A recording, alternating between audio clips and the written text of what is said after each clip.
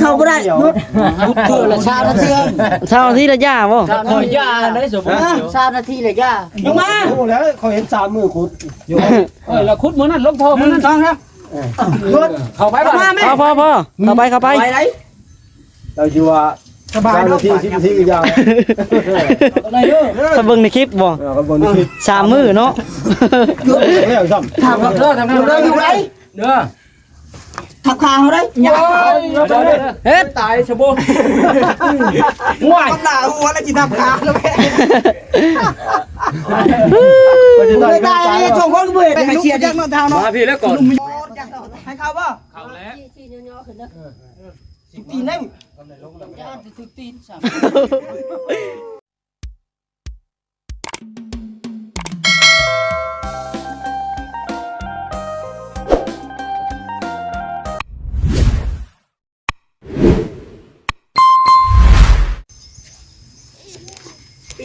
พี่น้องเนาะครับสบายดีเด้อเนาะทายสบายดีใน FC เบิดสุขสู่คนพี่น้องพอกับทานน้องหลาอีกคือเก่าเนาะเอ้าพี่น้องเอ้ยในมือนี้เนาะ จักปั่นไฟพี่น้องจักปั่นไฟมาลองได้มื้อนี้เนาะมาอยู่เฮือนคำหลาเพิ่นพี่น้องเนาะนี่แหละทีมงานกับมาฮอดพอดีวันนี้มาฮอดกับบ่มีไผมาเนาะทีมงานยูทูบเบอร์พี่น้องยังบ่มีไผเลยมื้อนี้มีแต่น้องหล่าพี่น้องเลยจักเพิ่นสิตกลงให้เฮ็ดแบบใดเนาะเพิ่นอาจสิพร้อมมั้งเนาะจังติดต่อทีมงานเฮามาพี่น้องได้นี่โอ้จักเพิ่มหาคนแบกก็พอพี่เตียงบ่เตียงมันเตียงไกลๆลูกเอาไว้เตียงก็ได้เฮ็ดโอ้ยกลัวได้จักเครื่องหาเฮาแบกได้อันนี้พอนักเติบอยู่ได้เนาะถ้าบ่หาคิดโลกจังหน่อยอ๋อน้องตัวทองกินข้าวเลยยังไม่ได้กินข้าวเช้าเลยฮะเพิ่นมากับรถวิโก้คอยาวอ๋ออยู่พี่นนท์นี่น้องดอกเนาะฮะคือเรียกเขาโปรแล้วกว่าซื้อมายังมาแกอุปกรณ์นี่น้องแมลงมาเห็ดเพื่อห้องน้ำไหมคำลากับพันนายยักษ์ตัวทองกินที่บอกว่าพวกโตไม่พอยังไม่กินข้าวไปจ้าอีพอกินนะบอกปนมะเขือเกิดเด็ดซีด้วย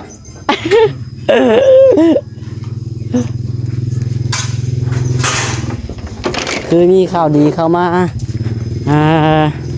หลายอยู่พี่น้องเลยสำหรับไอ้คำลาเป็นกระไรเนาะมาจักเสามาจักบล็อกมาจักทอของน้ำบันมาพบมาแล้วพี่น้องเตรียมเศษเฮือนสร้างเฮือนเป็นว่าจากแบ่นสรุปแล้วเพิ่นจะเอาบนใดดีเฮือนสั้นเนาะของหลักก็ได้เพราะว่าโดนมาเถอะพี่น้องเลยยังบ่ฮู้ปานใดแต่เกิดเอาลมโทษคือเย็นแท้ยาน้ำพอยาน้ำเนาะฮ้อนแหวนมีครบหมดแล้วนี่2คนเลยพอทำไมลงไว้ก็ได้คอยให้ผู้เดียวแล้วเอาลงอ่ะเจ้าบ่เห็นมาคอยลงให้เพื่อนคอยเจ็ดจังก็เชื่อว่าสมิงเลยนานี่มาเดี๋ยวนาวานนี่เรียบร้อยเนาะขุดเนาะพอแล้วบ่สำนี่ความลึกไว้คำละพอแล้ว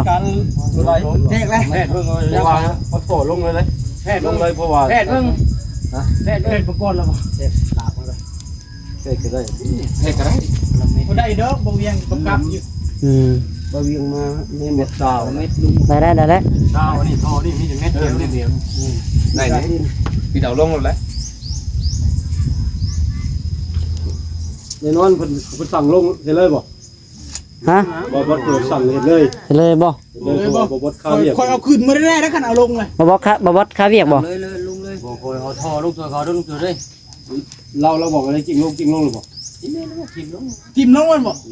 อะไรเจอหลายคนมานี่ให้ทิมลงกันมาแล้วอยู่เรื่องคนผู้เดียวคนทิมปูลงทำเจ้าแล้วได้ให้ทิมลงบ่ให้ทิมลงบ่กำลังทิมคือเดียวกับเพื่อนคอยบ่ทิมมันแตกก็แล้วแต่สร้างฮะกองเลยมาหิงได้ลองเอาได้เนาะได้แต่สร้างเจ้าอย่าว่าได้ว่าเอาลงมาเลยสบายแล้วเอาลง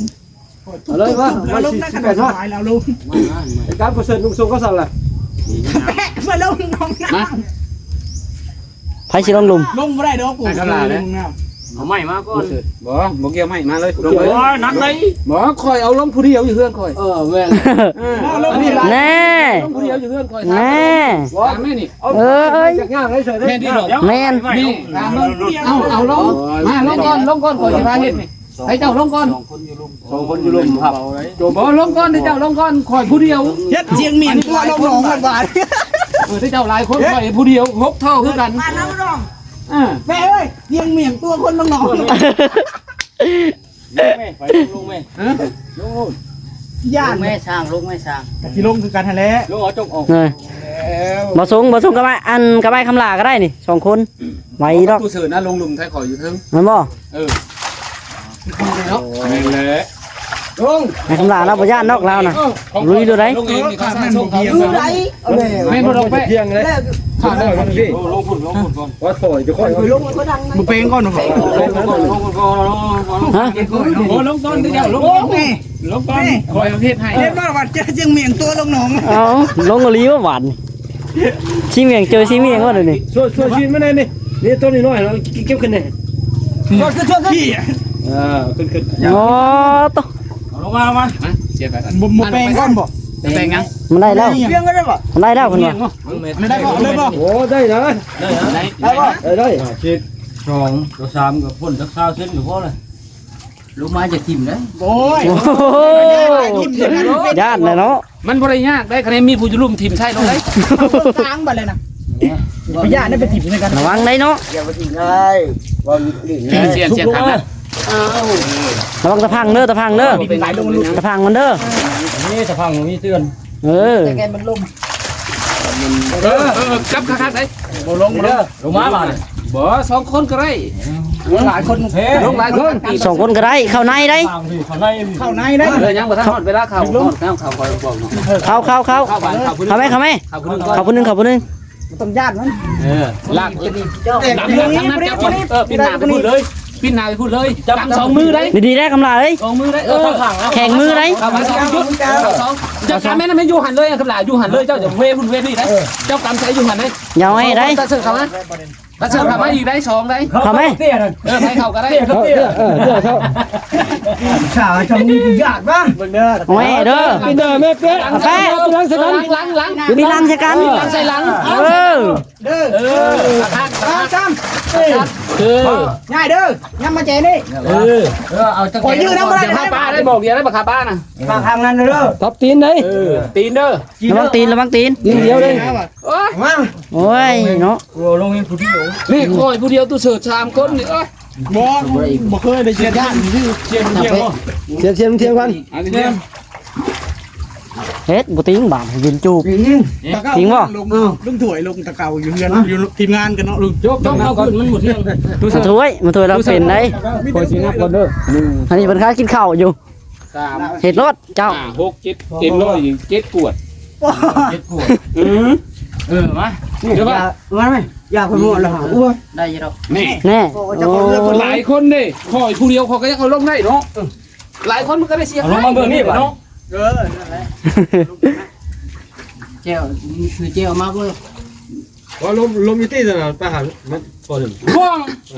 ล่วงนี้ สมมุติผ่านพ่อหุ่น เขาก็ยังว่าเราลงมาได้ผู้เดียวเราแต่สืบ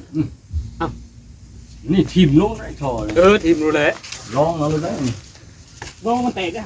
แต่ใครเวียดเอามาไหมชอเจ้าบุรี ไอ้ร้องเมืองหายเจ้า ใครอยู่เนาะ เราให้แล้วกันเงินให้เรา เบิ่งไปนำกัน คิดมาเอาผู้เสียแล้วหลาย กำลัง มันหลายโทษนะยังว่าอยู่มันหลายโทษช้อมคอยว่า สองคนเห็น หัวมันจะบ่นัก คนเข้าแล้วสามเข้าเข้าเข้าเลย เขาก่อน เข้าแล้วหันหลังใส่หลังเลยเด้อเข้าที่สองนะหันหลังคือทุนที่ หันหลังใส่กันรถ ให้ท่านใส่หลังได้ เดี๋ยวก็จัดไฟตัดสิเจ้ เอาหมอหันหลังใส่กันเอาไงขนาด เข้าไป จับ ใครอยู่หลุมมันกว้างอยู่ รอจับพี่รอจับพี่ ขักแน่เด้อระวังมือเด้อ เนี่ยน้ำ อย่าไปย่านเธอเดียวไร แข่งตีนแข่งมือได้ อันนี้รถมือเอาไปบักที่อันนี้ เยอะเนาะโจลง เอาเลยเอาขนาดแข่งดีแข่งมือเด้อ ขัดได้โจมไป เอาเลย อย่าไป เอาติดกันเลยเอาเฮี้ยงกันติดกัน ข้าวก้อนหรือว่าก้อนจะเอาตัวติด เออ เอาขับตีนเดียวเลย นั่น เอาไปได้ก็ห้องเตี้ยเนาะ ง่ายบาท ห้องแห้งอยู่ไป ติดกัน ขัดตี อ๋อได้แล้วโอเคเสร็จพอแล้ว ตีนเดียว เออกูดีเอาดินเข้ากลางเนาะ ต้องเอาทรงตีนครับไปบ่ได้ตีนเดียวมันถ่ายลงนู่นน่ะ ทายเลยตะเป๊ะเอาตะทายก่อนแต่สื่อลุงก่อนเลยลงไปรีดเด้ เออลงไปได้ลงก่อนสร้างได้ลงก่อน สร้างเลย ผู้ลงไปรีดกัน สร้างอ เซิ ยู่ ร์ชว่ะ ปุ๊บ มา มีน้ำเนาะเต็มอยู่คือว่าฝนตกคืนนี่ ฟังคุณ ลมคืนอยู่บ่ ฝนตกคืนนี่เนาะ เย็นของคนกระเบนนี่แต่ซึ่งมีน้ำก็ได้มีฝนนี่ โอ้โหเอาไว้ห้องบ่ ลงไปทูดไป ห้องหยังเอาลงมาปอกเอาไปไหน มันจะโมเพ่ เอาตัวนี้ก่อนได้บ่เนี่ยปอกเอาบ่เหนียวลงข้าง ได้จังหวะเอาไปทูดกัน เอาข้างเก้า พูดมันบอกเพ่ทำเขาจุด โอ้ยจะห้ามหัวลูกทีลูก ก็แตกเลยมันกระรง อันนี้บ่ มานี่บ่ คือเขาแล้วนะเขาไปกินตัวแล้วนี่ ญาติแตกเวียดชื่อให้ไหม อ่ะ จับไป เจ้าใช้ชื่อใหม่เวียดมันเอาให้เนาะอยู่เด้อ เข้าคุณนึกก่อน เอาทำคอเขาเลย บ้านนี้ทับคอ นี่น้อยก็บ่จักอีกพี่น้องยันท่อของน้ำแตก ลงไปเนาะ ไม่ใช่มันบ่ลมคนบ่ล่ะปอแบกเลยบ่คำล่ะ คราวนี้บ่ เขาไม่ บอลขึ้นมาพี่ ปาโต ขึ้นมาพี่บ้าน โบเบกก็ แบกได้แบกได้แบกพดได้เลย บ่แบกเด้อบ่แบกเด้อ เอาก็เด้อพาเด้อร้องพาดึงยังไงคนละไปครึ่ง เด้อ ขนาดเด้อโอเค เด้อซ้ำ เด้อขนาดเด้อ เด้อทั้งกระเซิร์เยอะขึ้น เยอะพอเสร็จเยอะให้เยอะให้คำหลังเอาสบาย เด้อลงเลยเด้อรุดพังอะไร ดูทางแรกละครับ ระวังแข่งตีนแข่งมือ แมวเห็ดวันนั้นบ้านนี่แตกแบบนี้แตกแบบนี้ลงไปสมอง เด้อไปตูดเด้อ เอามือออก เด้อขนาดเด้อมือจะเด้อ จะต้องไปเตะ แตกจิ้มยังห่างตะแปะยังห่างตะแปะ เดี๋ยว เอาไปถอยนู่นเลย ตูดไปทืบต่อภาคนั้นเลยเอาไปภาคนั้นเลย อยู่นี่ก็อยู่ เชื่อไปตัวพุ่นเลยเชื่อเลยเชื่อเอาไปพุ่นบ้านนี่ เอาพี่ โมเมนต์ตัวนี้ได้ ใส่ตัวนี้เลยคือเป็นยัง เอาไปนี่ก็ได้ดูละ บ่เอาไปพุ่นรถ อย่ามันยากหรอก แม่เขาเองเลยเขาไปเอาโทรมา แม่นั่นมันได้ ใจเลยเอาเลย เข้าใจ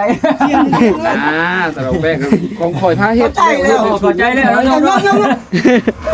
เตะได้ บ่เตะ แต่คอยเฮ็ดมาก่อนแล้วของน้ำเฮ็ดแบบนี้ ชุกไปไหม เตะ ลงสุด จ้างกับบ่เตะ ลงบ่ พยายามเตะกูจะขี่ใส่บึง แต่ โอ้แล้วไป ก้อนนี้ที่สองมัน เอ้า เตะว่าเขาจักปัวลูกกับบ่เตะ แม่น โอ้เสียงแตกก็มุนเลยเนาะปัวเอาแล้ว เลอะดึงไป ระวังแข้งขาเด้อนะคำล่ะเขาไหน ไปทางใดไปทางใดมุมไปแต่ได้ก็ยาบ่ให้ได้คุดคือ เฮ็ดมันหนีบบัดนี้เซ็ตไอ้เขา เนาะคอยยังพิษเด้อคุดเอาท่อลงแล้วเด้อคุด แน่ออกจากไหนบาน อันเดียวมันบ่เนื้อตื่นพวกนั้นแม่นแหละนี่เห็นเดียวกันสูตรเดียวกันลงคือเดียวคุดกับคุดคือเดียวลงเท่าแล้วเด้อคุด เอามา สูตรเดียวกัน ว่าปลาเลยแหละตึง ปาเลยแหละเอาสูงเลย สูงเลยเลยเนาะ งอยชุ่มเลย เอาขึ้นก็ได้นะ ผู้ช่างเม็ดนั่นเนาะถามผู้ช่างแล้วเนาะ ตามสั่งนะ เม็ดเช้าบ่เม็ดได้ เม็ด50ผู้ธรรมดา เม็ดเดียวจำได้ เม็ดไป เม็ดเดียว ประมาณเม็ด เอ้ามันเพียงหน้าดินละหาจะชวนเม็ดปลายไง สองท่อเพียง หนา เนาะ เท่อะไรหนานั่นเด้สินะ ๆนั่นยังกินได้ซ่า นี่บ่ได้เอาดินตัวนี้มันสิสะลงไปถม อ๋อ เอาดินมันเก้าหุ่นดินมัน ว่าเป็นไรหน้าเป็นก็อยู่30นะ อย่ามันอย่ามัน นี่ไปได้ซ่าก็จำมั้ย ชีวิตน้ำมันลุกได้แทนมันจะลุกได้แทน มาดูดูมันได้กัน โอเค น้ำอ่างไหน เอาจังได๋ก็ยามา เอามาลงเนาะบ่ได้มาคุดเฮ็ดเวียก น้ำแต่ลงยัง เอ้ยโจมยังลึกคุด ได้อยู่ดอก เขาโลมเอง2คน ผมคือเก้าของคอยแล้วคอยทมเอง เลย กระเจ้าภาพคือเก้าได้ เร็วป้าแต่จริงนี่ลงไว้แล้วเนาะมันมีแต่มาก่อ มันอันนี้เป็นห้องซุป นี่ ขา ก็ เนาะ พิษคุดไว้อย่าซื้อ เช้ากลัว พิษคุดไว้บ่นี่ พิษคุดไว้อย่าซื้อเลย ว่าต้องคุดเองลงค คุ อ ด เอ เอง ง ตอนตื่นนั่นแหละแล้วคุดเองลงเองเลย มันไม่ได้ก่อเอง อันนั้นก็อันนั้นเอาอ่ะ คือกันแน่ตัวไหนคือกันแน่ว้า เอามาจากคนเดียวพ่อผู้เดียว มาเด้อมา มันก็ต้องมีค่าจ่าย ว่าพูดไปก็ไม่ได้ดินทรายไปสิ มาขุดไปใส่ขุดโฉบงเดียวนึง มาอีกเอาตะเปะ โอ้ย3มื้อโหไอ้บ่เห็นคลิปอยู่เจ้าคุด 3 มื้อขุดโอ้ยตัวแม่หาเสียมา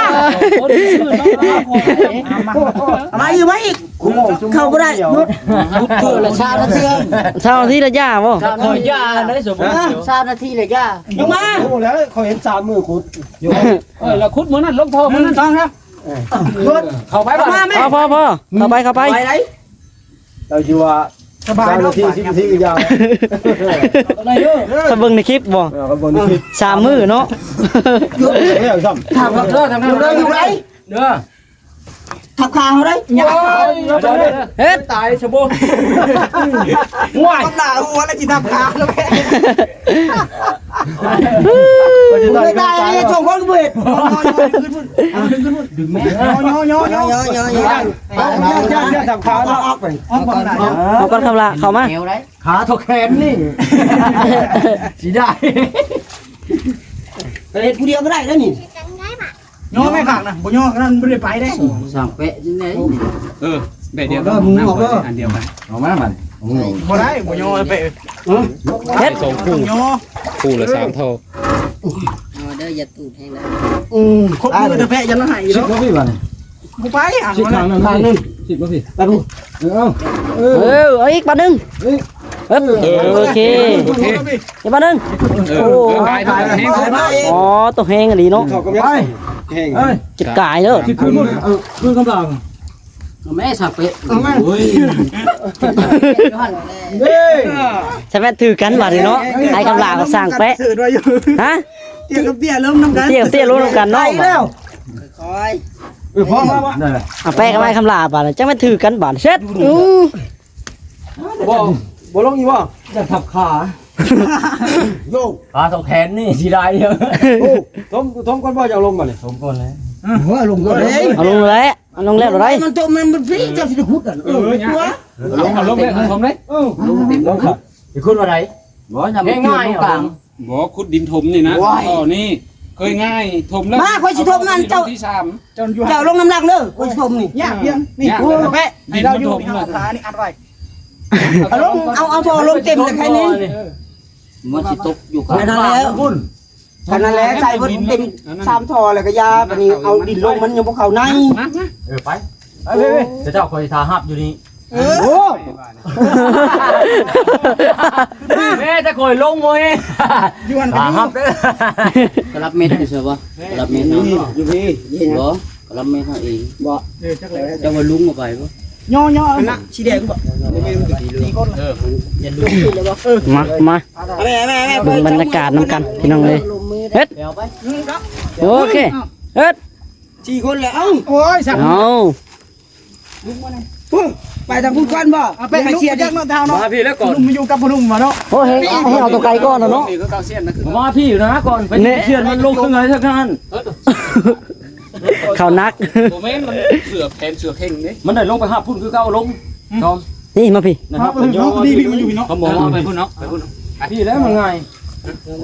เช็ดยอมไปเลยได้ เพิ่นบ่เคยเด้ นี่ตาดองเราเซียนนะ ของมีแต่ลาวลงแต่งาน เหยียดท่อ ให้เข้าบ่ โอ้จังเนาะ ให้เข้าบ่ เขาแล้ว ชี้ย่อๆขึ้นเด้อ สิตีนได้ ก็ได้ลงแล้ว ย่าสิถึกตีนสั่ง เอามาได้เนาะไอ้คำลานี่โอ้ยันจะถึกตีนว่าสั่งแปะ ให้มันถึกได้นะ โย จักบาท ไฟสิเลี้ยงเฮา เอาเลยเด้อ มีเมียก็ให้เมียเลยเหลียว นอนได้ไหมทางนั้น ย้อนแล้วคือมันย้อน นอนจะได้ลง โน่นผูกเขาแค่เจ้าบุกแก่นี่เนาะโอ้ย เที่ยงก็เที่ยงเขาอยู่เทิง เอาเริ่มมาเสิร์ฟขึ้นเนาะ ไปบ่ ไปพุ่นเลยนะ เฮ็ด เอาเลย เอาแล้วเนาะมาพี่บ่แกล้งกันแล้วนี่ ย่อ โยกเริ่มเตะ ย่อ อ้าว ระวังเด้อถือทองเด้อ เจ้าสายตูดแม่งแหละ ใส่ตู้เด้อเนาะเอาระวัง สิย่ออีก ระวังถึกตีนเด้อ ย่อ ตีนไปตีนมันระวัง อืม ยาดอกบ่แม่นตีนเฮาตีนไปซื่อ เห็นว่าตะรองมาแล้วมันไว้โลดเห็นบ่มันสร้างอันลงท่อของน้ำหรือสะท่อ พ่อระกาศ การอันเรื่องตักมันบ่สง ตัก ประเภทเรื่องมองหน้ามีตะแปะ เอาเสียที่ พอดีเลย บัดท่ายแล้วเลยให้เพิ่นลงนี่ครับ บ่ได้ ไม่สับ เสียเสียมา ยังไงเองไหม เด็ด ได้ โอเค งามเลย ยังอีกอันนึงบาทนี่ ก่อนก็เล่าแหละลงตัก พอดีเลยนี่ซ้ำ นั่งทำ เหลือ ใส่งานอะไรลง พอดีได้แล้วสำนี่ ได้ พอดีแล้ว อ่ะปูลิลิ ผมกับพ่นบ่คืบนึง แมน มันก็เลยก็ยาวเราเคยมานั่งถ่ายนะมึงจับนั่งถ่ายนั่ง มันหักสิมี เนาะเจ้าอยู่นี่เนาะ เอาเปิดก่อนเด้ สร้างว่าเปิดก่อน ห้องน้ำบ่ทันได้ขึ้นไปไผก็ ขึ้นเนี่ยพี่ยังครับขึ้นลำท่าพอเองแล้ว ดอกแปะสลองก่อนแล้ว อยู่ไหนจันชื่อพระข้ามาได้หลาย เฮ็ด จุกเลย ข้ามาได้หลายบ่จกมาก็ได้ ก็กระจุกไม่ได้เลย มันบ่พอนี่มัน3นี่ ยาหยุบได้อโถมีแต่ยาหยุบ อย่าหนาวจังเพิ่มไปกับก่อนเอ้ากับก่อน เฮ็ดเออ ไปจุ่มแล้วก็เจ๊นั่นเนาะ โอ้ยตอนเขาไม่มาอันนี้ เว้นว่าลุงครูเอามี เอาตัว มาเลย ตูดไปเลยตูดไปเลยยกไปเลย ตูดนะมาลง ยกไป ล เล ง ย ไปบ่ได้นี่ ยกไปเลย มาย กไปห้อยพัง มา เอาก็ได้ มันมีกันเนาะ โอ้เด้อ มันด้วยลงก่อน เอาเลือดตีนกันเด้อ ระวังเด้อระวังเด้อ คุณก่อนคุณคุณเสียนไปบ่คุณเลยได้ ว่าแตกแรง บ่ได้ยก ย่อเอา ยกได้ ย่อเอา มันชัน มาชิ้นย่อนี่ มันชัน เอา บ่ตู้เด้อย่อเด้อ ก็คอยมาเอาเด้อ มันมีสตางค์อะไรอยู่แล้วประมาณ ร้อยจ้ะ ทมบ่เนี่ยทม พอขอ เด็ก ไปกันนะเอา ทมแล้วเนาะท่านได้ลงวิทย์เลยเออเรียบร้อย เที่ยงบ่เที่ยงย่ำ เดี๋ยวนี้ ไปพุ่นบ่ อย่าเผานะ วันเจ้า เรายังบ่คักมันอยากลงอยู่ บ่แล้วใจเสียนะนะหลายบา มั ท นบ่งามดี เออ ครับบาด หักแล้วบาดน่ะเรียบร้อย ครับเดี๋ยวต้องไปสร้างเขาถมเลยเด้อเจ้าบ้าน เอาลูกได้สิเจ้าสองคนแล้วต้องจบครับ เนาะ ไปบอกให้เจ้ากุด แนวบ่ได้บ่ต้องถม คือเขาจะก็เอาอันโบกไปตั้งเลย ก็ได้ แรงถมก็ได้ ดึงน้ำก่อนเจ้าก็ไปตั้งน้ำ นั่นได้เนาะ รู้ยันมันออกลายดิ เฮาบ่ใส่หัวโอ้ก็ได้เฮาเอาแป้งมาใส่นี่ โอ้ เดี๋ยวว่าน้ำออกบ่อพวกนี้ นั่งถ่ายแล้วเนาะนั่งถ่าย เบื่อมันรู้กับพ่อเอง แป้นได้ ซับสิล่า เอากระลับเม็ดน้ำลูกมาเลยเด้อ ไอ้ที่นี่ครับ นั่งเลยแล้ว ไปพี่น้องเอ้ยโอเคเนาะอ่า มีไหมมีทั้งพร้อมและนี่เนาะให้คำลาเพิ่นพี่น้องเอ้ยนี่เสาเฮือนเพิ่นกะโอ้มาเบิ่งเสาเฮือนใหม่ก่อนโอ้น้องตัวทองเรามาเติมแห้งเลยพี่น้องกินน้ำเลยจากต้นเสานี่เห็ดเจ้ว่า9 ต้นพี่น้อง1 2 3 4 5 6 7 9โอ้9 ต้นเนาะโอ้ดีใจน้ำไอ้ายคำลาเพิ่นพี่น้องเลยเนาะคักแล้วเตรียมสิได้ยันเห็ดเดือนเห็ดซานมานี่ตั้งนังกาห้องน้ำเนาะเอาจังใดก็โอเคพี่น้องสำหรับคลิปนี้ก็ขอตัวไปก่อนเนาะบายบายสบายดีเนาะ เฮ้ยยังน้องถือทองอ๋อถือทองกินน้ำอีกแล้วถือทองมาอยู่ หมดเลยนี่แต่ว่า เอาพี่น้องอะบายบายจังใดก็ได้